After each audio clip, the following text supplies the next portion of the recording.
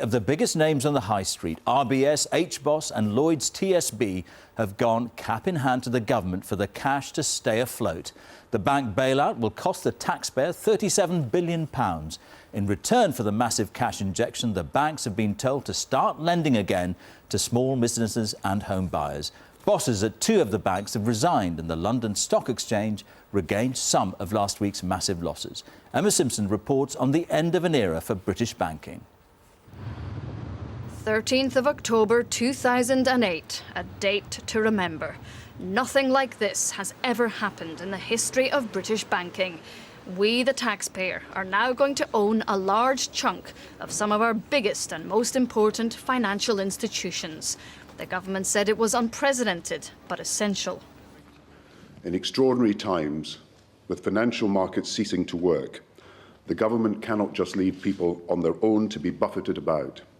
For savers, for small businesses and for homeowners, we must, in an uncertain and unstable world, be the rock of stability upon which British people can depend. It's a £37 billion banking bailout. The deal means that the mighty Royal Bank of Scotland will receive £20 billion from the government to strengthen its finances. HBOS and Lloyds are getting £17 billion once they complete their merger. Barclays also needs to raise at least £6.5 billion, but says it doesn't need the government's help. The sums are colossal, but the government says it won't be a permanent investor, nor is it writing a blank cheque. We are laying down conditions to ensure the tax gets a fair deal. First, bringing an end to rewards for failure. The board of the banks which received injections of capital from the taxpayer will take nil cash bonuses this year. It has also been announced today that 4 senior board members will be leaving their positions.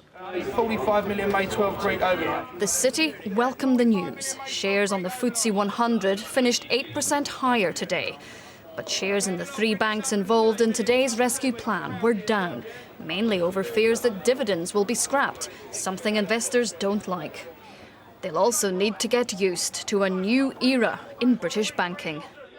So what do taxpayers now own? Northern Rock was nationalised earlier this year. The government also took on Bradford and Bingley's mortgage business. Now it'll end up with a 60% stake in RBS, effectively taking control.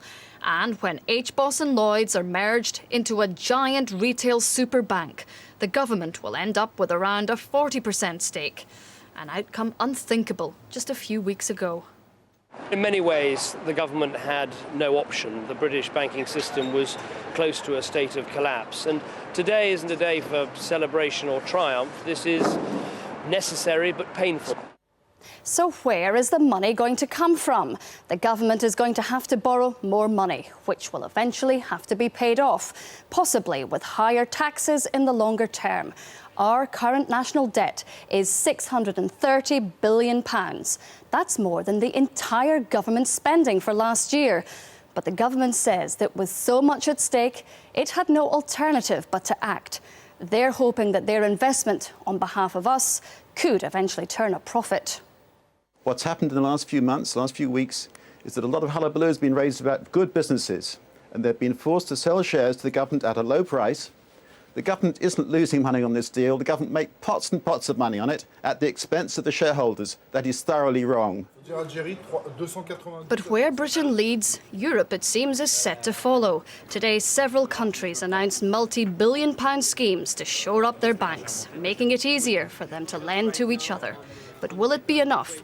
There's more optimism, at least tonight. Emma Simpson, BBC News. Historic, momentous, unprecedented, there seems no end to the way in which today's events are being described. So what does this mean for British banks? As Richard Scott reports, the banks and their bosses will have to get back to basics. Today is the day that the city landscape changed, and it won't be the same for years to come. The banks, HBOS and RBS, have been humbled. Their shares peaked early last year, but since then they've lost 90% of their value. The boom and bust of the banking industry is personified with the now ex-boss of RBS, Sir Fred Goodwin. After the bank took over NatWest, he led the drive to cut 18,000 jobs, earning himself the name of